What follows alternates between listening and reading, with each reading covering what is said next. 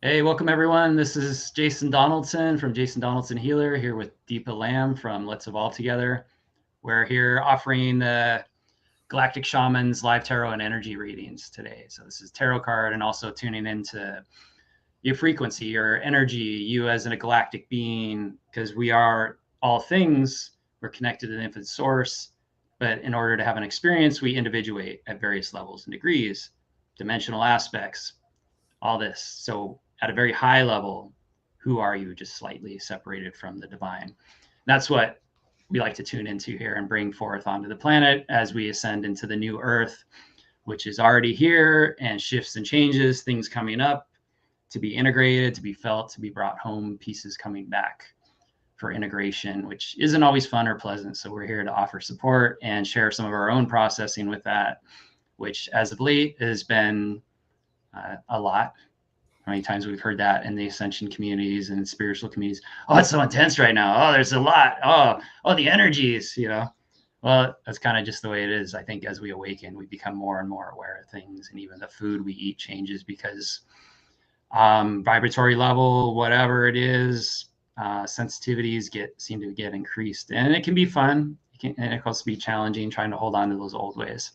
So a bit about me: I am a psychotherapist, traditionally trained, but I also studied a great deal of metaphysics and discovered my star family, which are the Syrians, which people know as the Egyptian gods and goddesses, but are really more like our star brothers and sisters, and not to be worshipped. Basically, there are equals, maybe a little more evolved, advanced, or aware than us, but here to help us, here to assist us, and um, not like parents or anything like that, because that's all kind of annoying. It's really wanting to come with equality. And I also offer spirit guidance mentorships, which helps people connect to their spirit, their inner guidance, and really the truth of who they are and live it in the world in practical ways. And Deep is with me. She's an amazing tarot reader, also a psychic medium, Akashic Records reader, does spirit communication and light language, which is really just a phenomenal combination to bring to this uh, offering we offer every Thursday at 11 a.m. So, and today's theme is balance with life. So there's a theme we do every week, and it's easy to just pick anything and make it work. But we'll see what comes forth with that theme, and often it'll be in alignment with the readings that people want. And so if you want a reading, they're $28 for a personal reading. They're about 15, 20 minutes. And then if you want just like information, we're going to do a general collective reading. You can post in the comments like what you're feeling collectively. So feel free to comment so we can see who's here, and welcome. I see Brian's here. I see Jacqueline's here. Welcome. And Jacqueline says, aloha, coming in again. You've already started by the time I get a notification and get on. I backed it up so I am not live. Okay. Well, thanks for being here. It's awesome. We're working out the little kinks and stuff. So without further ado, I'll hand it over to Deepa to introduce herself or anything I missed and anything that's coming forth in this moment for you that you want to share. Aloha. Thank you for that. Hi, everybody. Thanks for being here with us. um, I think what I'm noticing and what a lot of people may be feeling is their really sensitive, vulnerable side being exposed. And I think what's interesting is the one it is exposed to is ourselves. So we're feeling more sensitive to ourselves, if that makes any sense. So, like, the wounds are up, and nobody may know but you. And that's perfectly okay. And I think it's enough. And you may feel like at times that you want to, hide away and lick your wounds or just get some extra quiet time. I think that's all really helpful. Just using this time to reflect and journal your feelings. It could be really helpful, or talk to somebody you trust privately. It's a really intuitive and a time to feel your emotions as they rise. It's a gift.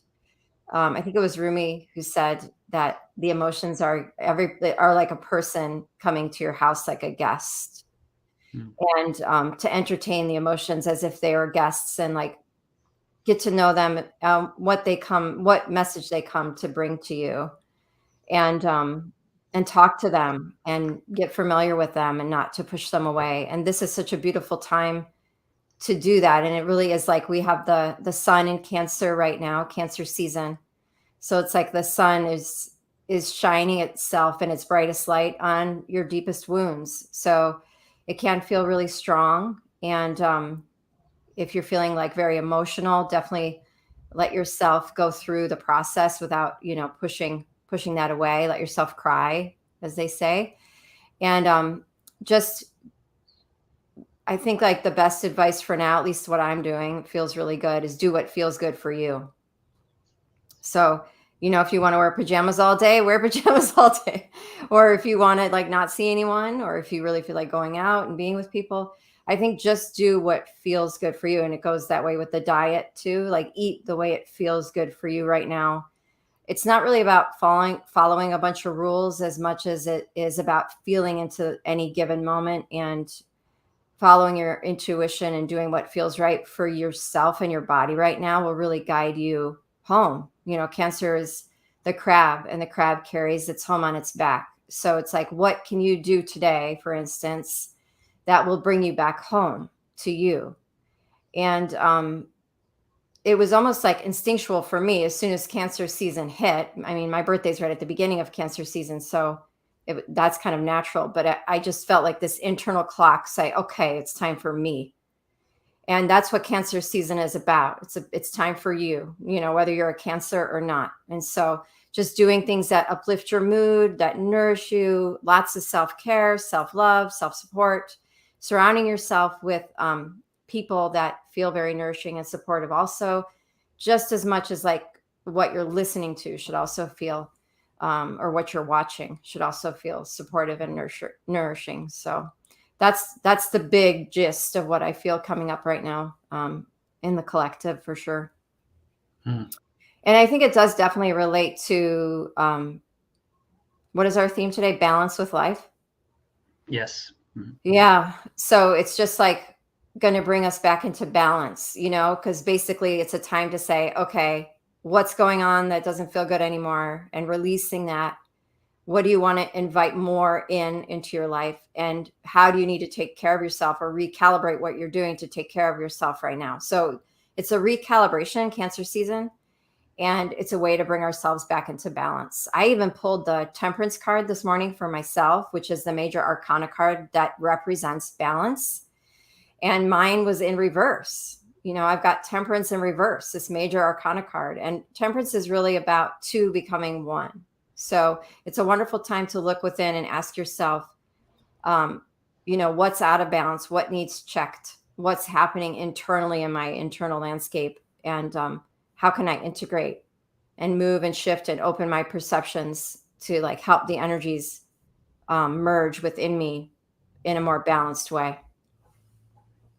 Yeah, I like what you said about Rumi, or what Rumi said is, as I'm on my path of self-healing and learning modalities to help others, and really ultimately to help myself. Most therapists are kind of worse off than their clients. And I saw that firsthand with, everything. I don't need to get into the details, but it was like, we're all trying to figure out what's wrong to fix it. And often it's very simple. Like, the emotion shows up, and I like the idea of a guest. I think of it more as like a child our child self coming back. And you can't really communicate with them because they don't really understand language yet, in a sense, but they know presence, they know breath, they know love. But like a guest coming through the door is like, sometimes you go to someone's house and, most people offer you something, but when they keep offering things, they're not really tuning in and connecting with you, it's super annoying. And so like, when that emotion visits, to like breathe and be present with it and feel that company, feel that person, feel that child, and then we'll know what to do, and then the wisdom will come. It's not like, I need to manage this, I need to control this, I need to push it aside, I can't deal with this right now. It's like, well, it's here. I mean, if we don't deal with it now, then it comes up later when we're just at the edge of the success or the relationship or whatever it is we want. And then it all falls apart. And you're like, why does this keep happening? Why do I keep sabotaging? It's like that part that we haven't really integrated is rising up and be like, you're going to pay attention to me now. And here's the energy again. And so that to me is the balance of life. It's like when we go into nature, we feel that we're more willing to connect with nature than we are like our own emotions a lot of times, or other people. And I can speak for myself, is like, yeah, I'd much rather just be alone in nature. And when I see someone, it's like, oh no, what's going to happen? And not so much about them, but like what I'm going to do to myself after. Like, oh, I should have said this, or oh, was I acting weird, or did I, just all this stuff that's not even me, it's just in my head. And then it creates emotion, and then it gets everything going. And so that's what I've been experiencing. There's a lot of like mental body stimulation, and it's fun because it's a bit of like almost like mania, where I'm getting a lot of stuff done, like functional manic episode. Not that I have anything like that. Mine was always more depression and anxiety, which basically was just a mind thinking there was something wrong, constantly creating these emotions and stuff I wasn't listening to deep inside. But like being able to get a lot done now, and also like harder to sleep because there's all these thoughts. And I did an event the other day where some stuff came up for me, where it was a really good event. I had plenty of people come, good feedback. And there was a couple of things that I didn't like, that I felt I could have done better, that I messed up on. And it really worked at me for a while, and I had to really breathe and be with it. And then the insight is like, oh, I'll write out a structure for the next one. And, I went to the beach because I'm blessed to be able to do that. And then it all kind of shifted.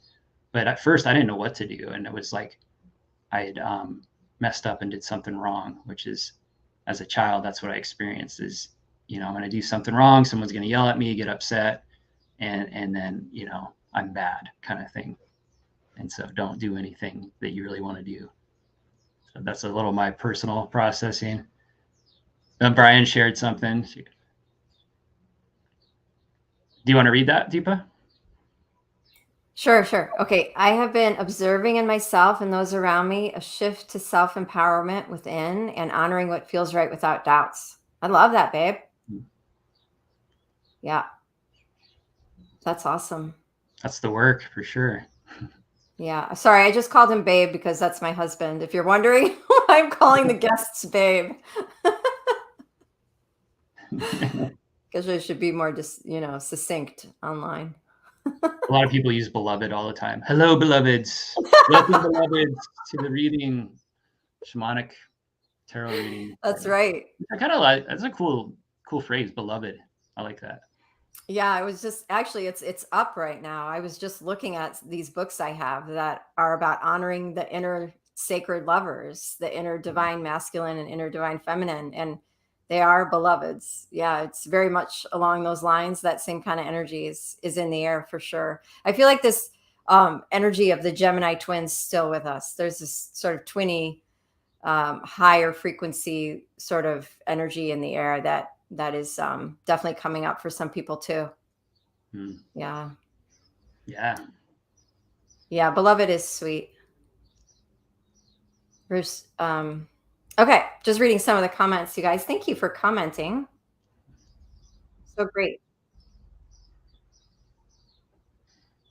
Okay. Actually, I didn't put any links in the chat. Totally spaced that. Oh yeah. Well, the link's in the description always, if you want to read it. Well, I put it in my description. Okay. You know what? I do not think I did. I'm just going to do that real quick. Because we do it through either Let's Evolve Together or Jason Donaldson Healer on YouTube. Okay. Let's see.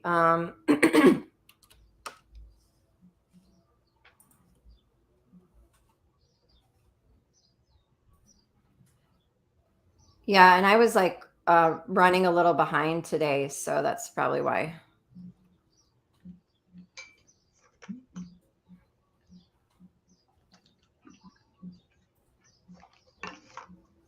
Okay, just a brief, what do they call it?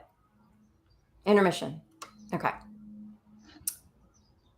Yeah, I know. Brian's saying as I'm navigating this shift, I notice a lot of anxiety come up. Yeah, and definitely like Mercury's in Cancer right now, I believe. So Mercury rules the mind, and Virgo is also ruled by Mercury. That's your planet. So there's a lot of, that's why Virgos tend to be anxious, not to like, stereotype them in that way. There's just a lot of mental energy. So if there's a shift coming up, it's always our weakest link or our strongest link even that gets activated when we're in unknown territory. Yeah. And that's what anxiety is thinking about a future that's yet to happen, and it creates this feeling in the body. This feeling of like fear, but often it's very mental. It is, and we know it's mental because it's a future. It's thinking about the future, what might happen, what could happen, or even going to the past, what did happen, and therefore that's going to happen again. Because that's what the intellect does. As a computer, it only knows what you put into it. And so in order for it to know the future, it's got to go to the past. And that's why people repeat the same cycles over and over. It's a little slightly different, but if they're navigating with their mental body, the intellect, it's always kind of similar. And because we can't really see the expanded awareness that intuition and the heart can bring, and because it's scarier to open up and feel that vulnerability. And to me, it feels like being a small child again. It feels like something bad's going to happen because it's just open and there's no reference anymore. It's like, okay, I'm going to jump right into this and see what happens. And I did that with my event. I did, and I didn't have much structure, although I had some idea. I didn't really work on a structure too much. So there's a balance with that. The intellect isn't bad, it's the ego. And that's how we have this experience in this reality, is the ego is the anchor into this reality. What's the issue for a lot of people is the programming, the past experience, the societal pressures, all these things that are implemented into the subconscious and bubble to the surface, constantly being offered to us in an effort to protect us and to keep us in line with a certain way of thinking we are, and with the way society is, and to not be outcasts and everything else. So it's really interesting. And the best way to break that is to come present and breathe and be in the heart. And a lot of people are like, oh, I'm present, I'm here. And it's like, but they're not, they think they are, including myself, it's like, tricky. It's very different. And we don't really know until we're out of it. Like, oh, wow, I was really going faster than I realized. My supervisor used to do that. I was working with this woman that taught me the 3 principles. It's a therapeutic approach, very radically different than what you'd see in a lot of traditional therapy. And I kind of had to hide it as I was going through school, that's where my practicum was. She's like, everything you learned in school, forget about it, because that's focusing on the problem. We're going to focus on the health in people. We're going to draw that out. And so I get on these calls with her, and she tried to like get me out of my head and calm me down. And when she finally did, I'd be like, oh, whoa, I get it. Everything's expanded. But so I feel you. I feel you on that, Brian. The mind, beyond fear, guilty. Yeah, and guilt's interesting because there's this idea that we did something wrong, when we're like infinite, unlimited creator beings that project into this reality to have an experience. So there's really no accidents. There's really nothing we can even do wrong. It's all for the experience. And even the people that we think are hurting others and causing all this pain and tragedy in the world, they're playing a role as a result of what we think and believe and hold to be true about things inside of us. And that's what's really deep and crazy, is getting into the fact that we're projecting our whole reality, and what we perceive is because we're believing those things. And that's beyond me to really explain. But I often laugh at like just how crazy I must be in the things I witness in the world around me. So and coming back to love and loving thoughts rather than making them who I am. I was just going to say a couple things while you were talking about all that, because I had this. So there's a couple things. One is I had this incredible experience. I basically was listening to Eckhart Tolle, and he is he's written so many beautiful books about meditation. And to me, he's very minimalistic. Like, he has just this beautiful way of clearing the clutter of the mind and getting to the point. And mind you, like I've been doing my meditation practice with my spiritual teacher for about 20 years. And this just happened, I think it was the fall of 2019, or yeah, it was the fall of 2019. And basically I was laying, so at this point, one point, I basically was laying in bed watching a interview with Eckhart Tolle, and he was doing like a talk, like a teaching. And he basically was explaining enlightenment, which is something I had contemplated constantly, you know. And he was talking about how, you know, when people think about enlightenment, you usually think about it in terms of a future event, you know, like that one day when I'll be enlightened, or you think of it happening later in your life. And he was like, but there's no way that's possible because enlightenment can only happen now. And it was just, I was just ripe for it. Like it was like, it was just the right timing. And then I was just like, oh my God, I finally like got it. Like and it was just this moment of realizing that our conscious awareness of the present moment is enlightenment. So you cannot have that later. You cannot have conscious awareness of the present moment in some futuristic ideal. You can only have that now. And you can in the mind, but it's not real because it's in the mind, right? It was just like so opening. And then after that, it was this cascade of everything I had tied to the future of enlightenment, like my potential future of being enlightened. Everything I had tied to that, all my thoughts, all my beliefs, all my structures that were tied to that one thing, like one day I'll be enlightened. All of that just started to fall away once I realized that enlightened awareness can only happen now. And it was just so anchoring to now, you know, the present moment. And it's so simple, and it does create, all of a sudden when you do a breakthrough like that, a void space. You feel like you're in the void, or you don't know where you belong anymore. And I know a lot of people are experiencing this with their awakenings as we're traveling from old earth to new earth, and ascension symptoms and dark nights of the soul and all that kind of thing. And just like you were saying, like all of a sudden there's this space around us, and that's where the anxiety starts to kick up, because we can't orientate ourselves anymore to who we were and all the thoughts and ideas and beliefs attached to that. We sort of orientate ourselves in those. We like embed ourselves in those, but then they're gone. And now we're like in the ethers and floating around. And my teacher always says, be careful not to fill the space too quickly, because right away the ego wants a safety spot, wants that corner where it feels safe and secure. And he always says, don't fill that space right away, because you're more yourself in that moment, merged with that void, than you are at any other time, especially before you've set new ideas and new beliefs and new ideals and cornered your mind again into some pocket. So the void space, although it can feel scary to the ego, is more like our true selves, our inner selves, than anything else. So it's like if we can really sink into that and be present with the great expanse that we feel we're in, and like allow integration to happen between our innermost selves and what we feel is like the space around us, which it's not really. They are one, but if we can really allow those things to integrate, we can feel safe in that, because we'll feel like we're finally coming home to ourselves. Mm-hmm. Yeah, and there's always a but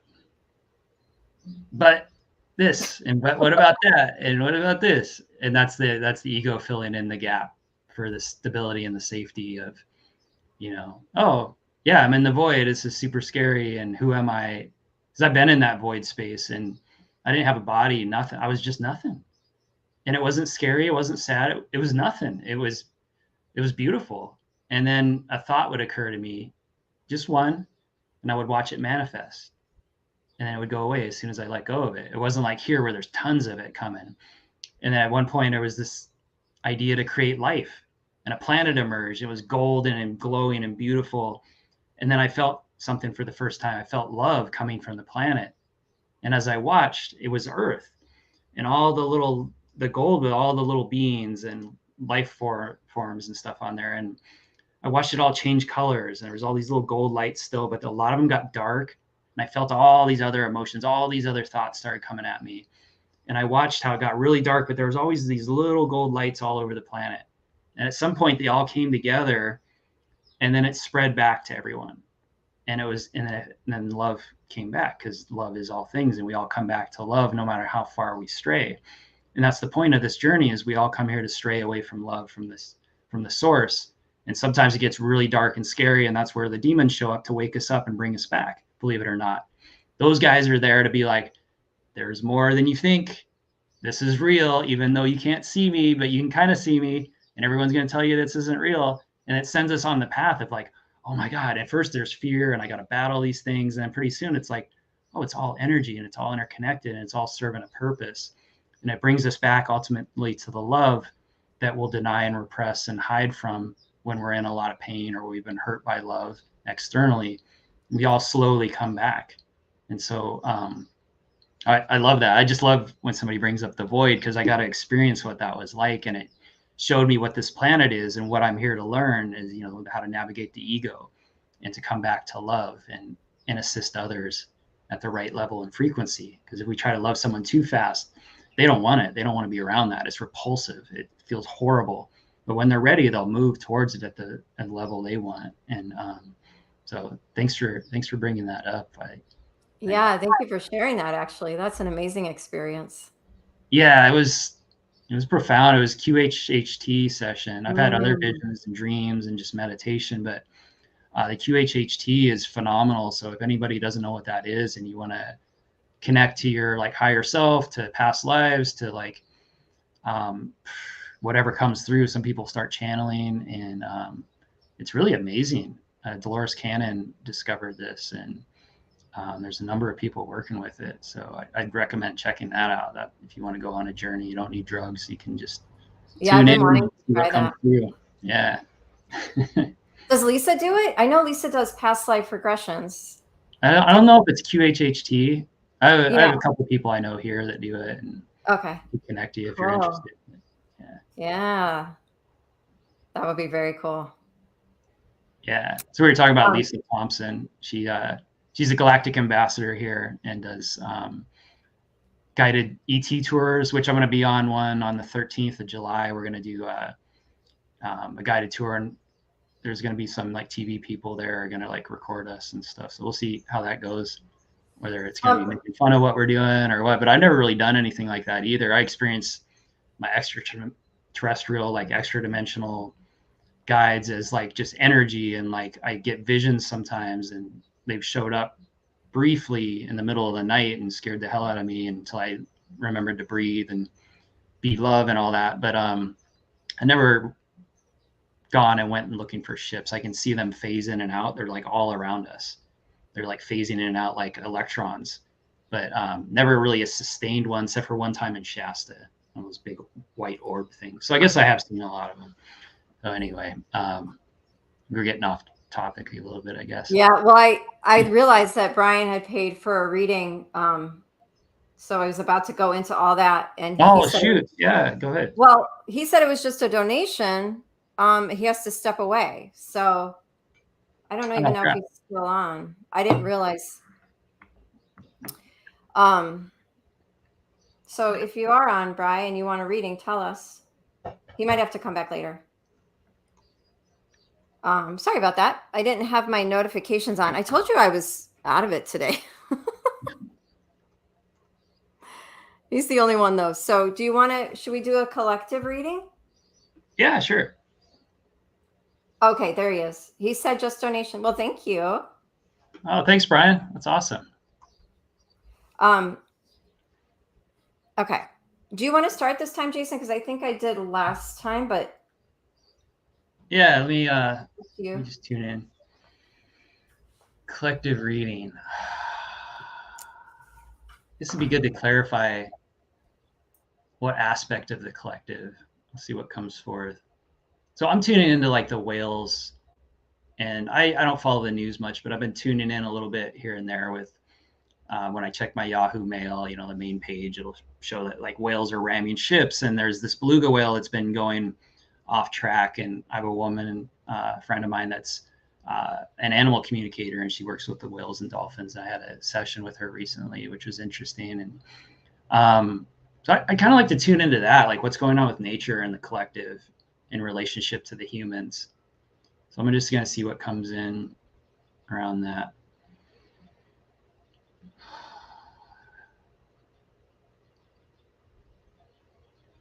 So I'm getting, we don't want to be controlled or dominated. That you are stewards of the land, not masters of it. You had made an agreement that was not kept. Though many of you are, there are those that we are awakening to see the power we hold and the abilities we possess, so that the blind will see, is what I get. Let me pull some cards on this.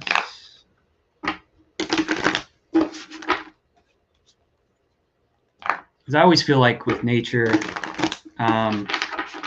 she's benevolent. She, even though there's stuff that goes on, with animals attacking and eating each other and things like that. But ultimately, there's a harmony and there's a peace. And like what we're seeing is some of that kind of being disrupted. And especially with the creatures that have often been very peaceful and loving and holding a tremendous amount of space and frequency for this planet to remain stable as we descended into this forgetting. And now it's being shown some of the energies that are potentially destructive if we don't change. And I say we, I mean, what do I mean? What does that mean by we? We who choose to live in our heart. So it's choosing to live in the heart.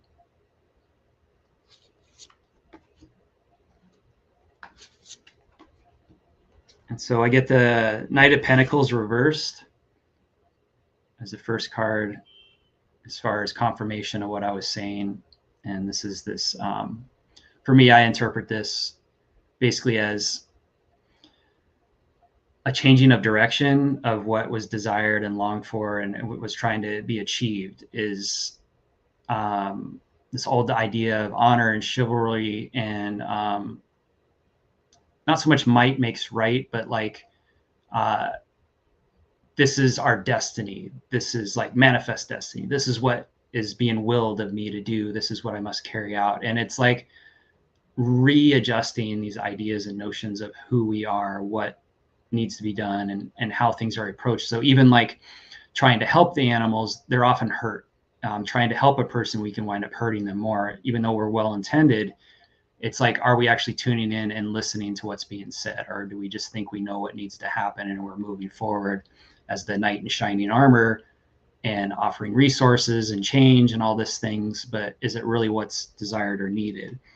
And so, and the next card, I get the Judgment card.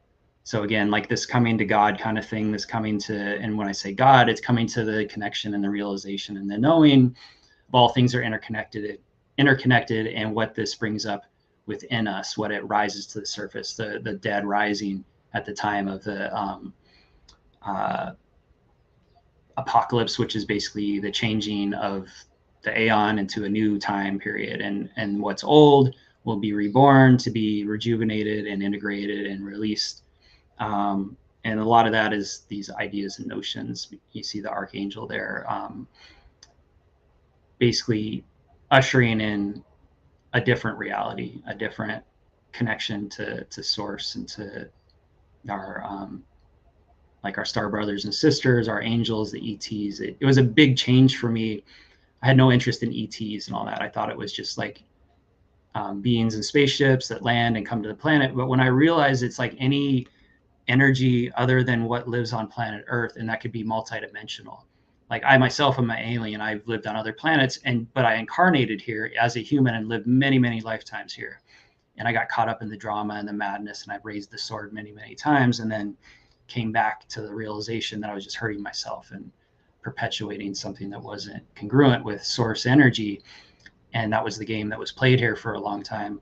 And so my point of even sharing that is like looking at these old patterns and old ways of being, and shifting, letting that go. And that's with the Eight of Cups too. Like things are really great and we got a lot of cool shit and, you know, conveniences and resources. Not everyone has that, but quite a few.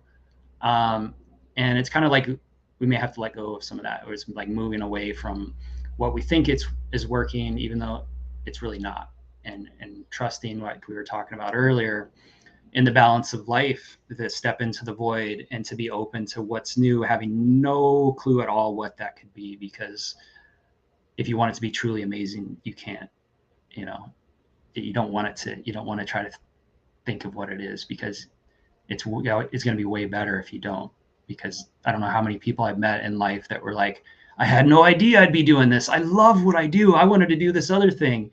And you like listen to those people when they talk, and they'll tell you like, I had no clue. You know, it just came out of nowhere, and I was guided, and I followed my guidance, and it was scary, and I just kept moving. And I think that's what's being asked as far as nature and the connection with the collective and the humans, and is really honoring that we don't know what's right for them, that listening, connecting with ourselves, coming to the love inside of us, into our hearts, and then stepping out. You know, notice what this brings up when we hear about whales ramming ships and things like this, or this whale that might get injured because he's not with his pod, and we need to bring him back to his pod and keep him safe.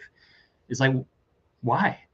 He's doing what he's doing. Let him do what he does, you know? And then what's it bringing up inside of me as I look at this? And that's always that invitation, you know, and that's coming back to our hearts. So that's what I'm getting. Take in what resonates, throw away the rest, because yeah, we're basically all making up our own realities here, and that's what I'm perceiving in mine, and I'm sharing it with others, and maybe it'll be helpful. So thank you. Wow, Jason, that's incredible. Yes, that's the reading I got. Cool. Although it was coming out in different cards. So it was really interesting. Okay. So I just want to bring this up first because you said it. I hope you can see this. I might have to turn off the light, but it says alienness, and this is one of Lisa Royal Holt's cards from her Galactic deck. But it says non-humanoid alienness, and this card refers to the many starseeds and people that are here that feel like they're an alien in their own planet.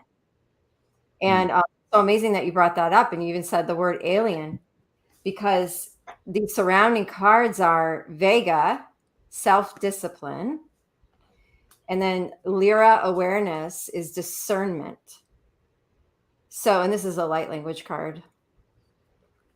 A lot of the tarot cards I got, and I'll go into them, are about using our discernment and our self-discipline to guide our way so that we don't fall back into any sort of patterning that might sabotage ourselves, whatever that might be, from thoughts to drugs to whatever distraction might be up.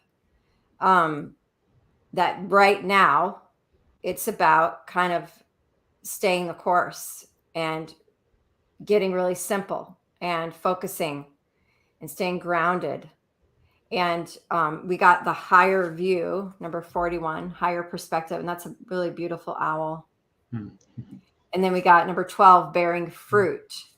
So this is, and we did get this Empress energy. So talking about bearing fruit, we got number 3, the Empress. We got a ton of major arcana cards.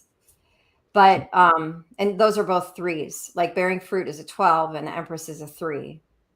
So to me, at least from what I've learned, is when we start to focus and stay the course and don't allow ourselves to get distracted and watch, you know, where our energy gets depleted, then we have this surplus of energy that allows us to create in abundant ways, allows us to create in the ways that we really want to for our lives.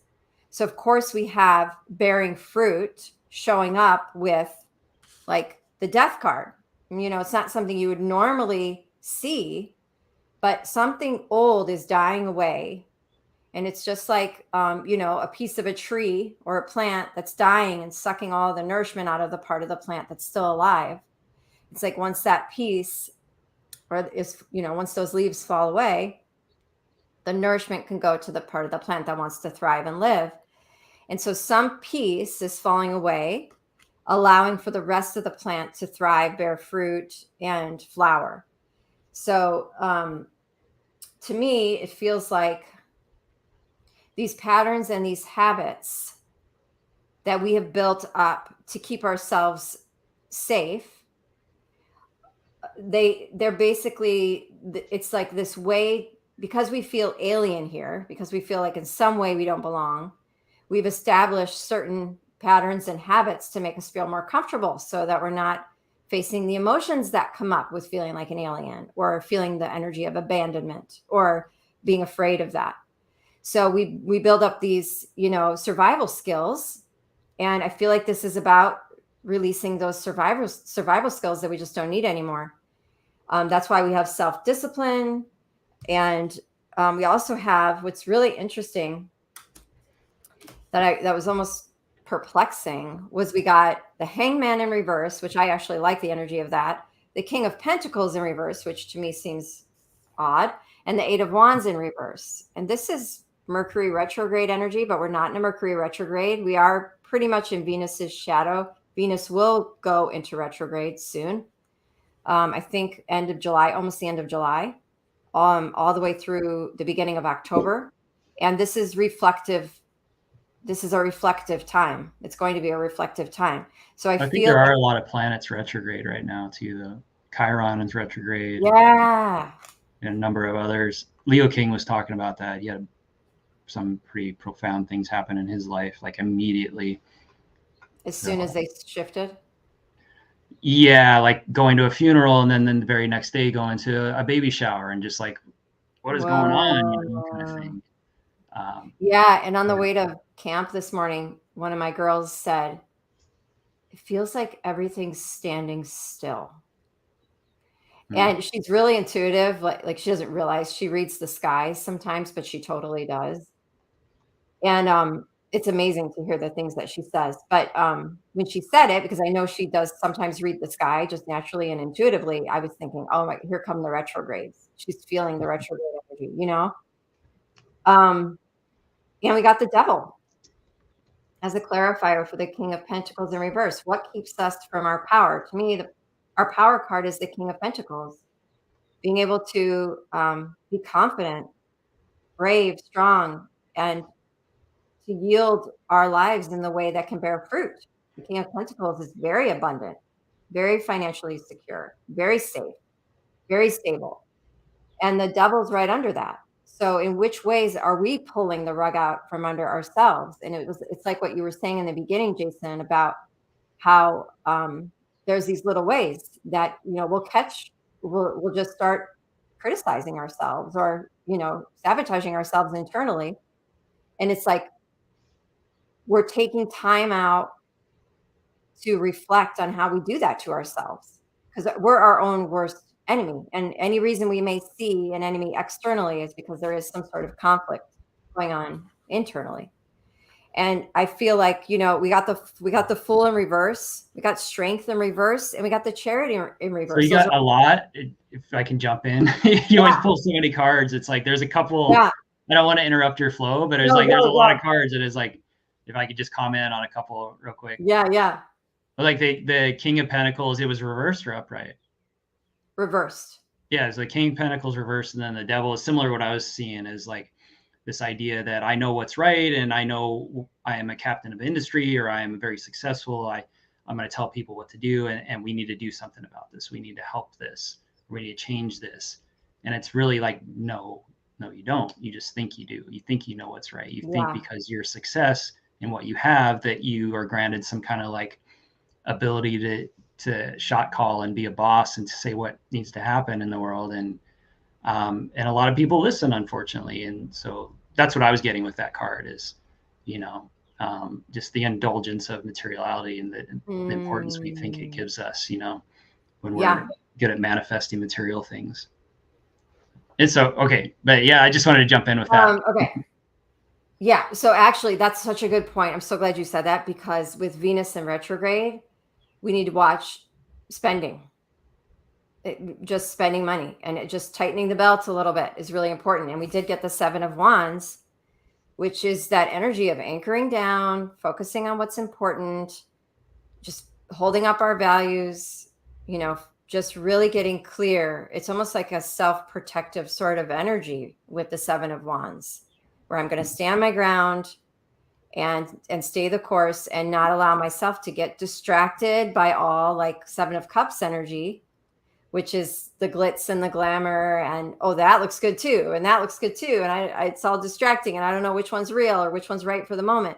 So I think really it is about getting quiet and making sure we make time every day to meditate and be clear, so that we're always coming from an anchored place within ourselves, so that when things get shiny and fancy or flashy, or when somebody really cute walks by, we're in our power, or we're not in our desires, and some desires that can pull us off course even. So I just feel like it's a time for spiritual practice and self-reflection, and it's showing up in the cards like very strongly. It's not really showing a lot of go-getter energy, a lot of like make a ton of moves energy. And I was saying this at the beginning of the summer, this is going to be a different kind of summer. It's going to be more self-reflective and not a downer. It's just going to be a different kind of energy for like typical summertime vibe. Based on the astrology or what you're feeling intuitively? Yeah, like both. Yeah. Okay. Yeah. Not that we can't have fun. That's definitely in the cards. Haha. It's hard not to in summer. It's just a little easier. Yeah, no, totally. There's definitely room for that. I think it's like watching what we do for fun, just being observant. Is this how I want to have fun right now? Is this what's going to feel good to me? Really following what feels good to you. It comes back to that again. Yeah. Yeah, because I'm just trying to see what planets are in retrograde. Yeah. I'm not an astrologer. I mean, I've studied astrology, and my teacher was a good astrologer. Her mother was an astrologer, but I never really dove super deep into it. But I'm trying to find like what planets are actually retrograde right now. I can't quite locate I think that. Saturn is retrograde in Pisces. Yeah. Anyway, I'm gonna do some more studying of astrology. Some more research, yeah. More and more recently to get back into that. So I see the value of it in these times for sure. I kind of dismissed it a lot of times, like, oh, it's too complex, and it's just my idea. I'm being influenced by these things, by people telling me what. Because when Mercury's retrograde, it doesn't really impact me that much. In fact, I think it works better for me because it brings up things that I've left unfinished, because that's what I do a lot of times. Is I don't finish things, and all of a sudden I'm getting a lot done, and everyone's like, I can't get anything done, and it's like, well, I don't know, maybe there's nothing to this then. And and there is truth in that. Like, we give power to the things we believe in, and so that's always to be remembered, whether it's demons or astrology or tarot cards. Sometimes when I do tarot readings for people, they get so worked up about the card and what it means. I just put it down, and they're like already like going, and it's like, whoa, wait a minute. Like, yeah, there's a traditional interpretation with that, but we're going to feel the energy and what's really happening. And the card is just the guide. It's not, Jesus or Gandhi or, the hand of God slapped down on the table there. It's interesting how much meaning we make from things as humans.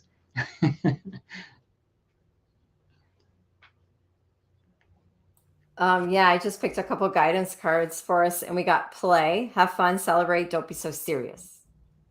Yeah. And we got Imrama, Imrama.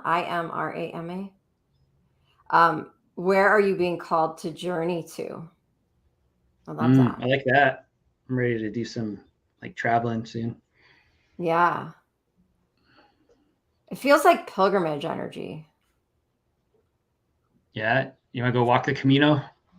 Yeah. That looks fun, actually. Maybe the first couple of days. Yeah, I'm over it. Yeah, let's go somewhere else. What? Well, the Camino is this long like hike people take. I think it goes through Portugal and Spain, and you follow this ancient, pilgrimage trail, and a lot of people say how profound it is. That'd What be a cool amazing. experience. I'd rather do like a motorcycle trip or something across Europe. The art of Mexico, what or is it, Zen and the art of motorcycle racing. Yeah. I've never read what was that. that? Yeah, there's some book. I remember reading that. It was good. I forget the name too. But yeah, so yeah, yours was like a general collective, and then mine was kind of more focused on like the animal and planet, or was yours focused on that as well? I felt a lot of symmetry. Yeah. Okay, Definitely. cool. I think we're just getting a bigger, like with the higher perspective, we're just getting a really nice view of ourselves. We're getting that chance to like step back and look at what we create and why we create it, and if we still want it. Yeah. Well, that's what some of my mentor was saying is, I told him, like, I'm breathing and being present, or breathing and noticing. And he's like, breathe towards what you want to notice. And I was like, oh, that's interesting. He was even saying, like, instead of going home, we're going forward home. And it's like just these little subtle shifts in what it does to the mind, and ultimately it's about the presence, the heart, the spirit, but like we can use the mind too. He does this thing with quantum questions, where it's like, how is it true that every breath I take is the abundance I'm looking for? And it's like, wow, that's phenomenal, because the mind starts chewing on it. It's like, how is that true? Does that make sense? Rather than like, why is it I can't breathe, or why is it I don't have any money? And then the mind comes up with all the reasons why you don't have money, and it'll go on and on and on. It's like, so yeah, and it's not really lying to yourself either. It's like, how is it true? Versus, it's true that I am abundant, and your mind's like, no, you're not. No, you're not. And even if you are, it's like, what kind of abundance is it? Or even if you have a lot of resources or money, it's like, it doesn't. I drove plenty of people around when I was doing chauffeur transportation in Phoenix, seemed to have everything, and they were miserable, So it was just really interesting. I learned so much with that job. And there was always these unicorns you met that were just like masters at manifesting financial abundance, and they were kind, they were generous, they were genuinely present. It was really inspiring too, that those people exist out there. It's real. Yeah. Cool. That is amazing. We'll have to hear more about your time doing that. That's interesting.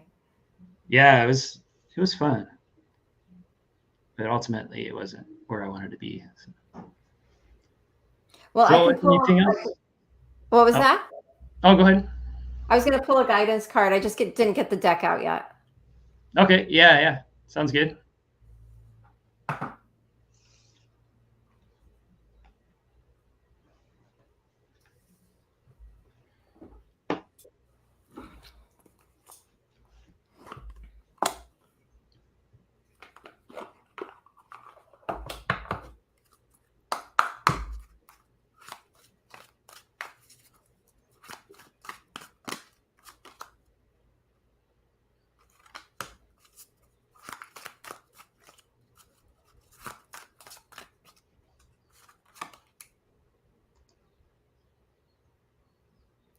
Yeah, I think this one is very strong right now. Mother Mary, love and peace. Let go of the need to be right. Choose peace. Mother, healing is possible at this time, because during cancer season, cancers are known to be the mothers, or the nurturing ones, and during the time, it's so interesting how, depending on what season it is, it does trigger our own desire to want to heal bonds according to what it represents. It's like almost very mathematical and clockwork like that, So of course, in cancer season, there's a natural inclination to want to be with the feminine, or heal the feminine within, or heal our bonds in sisterhood, or with our mother, our own mother, or within ourselves as parents, So it's just Mother Mary, love and peace. That's what we got. I love Mother Mary and Mary Magdalene. Yeah, with great energies. It's always so like welcoming. They didn't actually get written out of the Bible, and they changed quite a bit, of course. But like, Mary was Jesus's equal, and they were the Hieroskamos, the divine union manifested externally. And many know this, and others maybe that's shocking to, but yeah, I'm excited. I'm excited for the future and the knowing, the remembering that's coming forth, and the people I meet. And the weirder I get, the more weirdos I find, and I really realize it's not weird. It's just us doing like what you said, is tuning in and finding our truth and being present with what is rather than what we think is. And that's really what I'm getting is, yeah, it's not the way we think it is. It's much better. Yeah. Yeah. That's so true. Yeah, I So, love that. Okay. Well, thank you, Jason. I think that's a wrap for today. yeah, that was great. Thanks, Deepa. Thank you. Yeah. Thank you, everyone that joined, commented. Yeah. Yeah. Thank you for watching the replay if you are. Thank you for being here live if you were. And we'll definitely be here next week. And excited to do another session with you. Aloha, everyone. Aloha.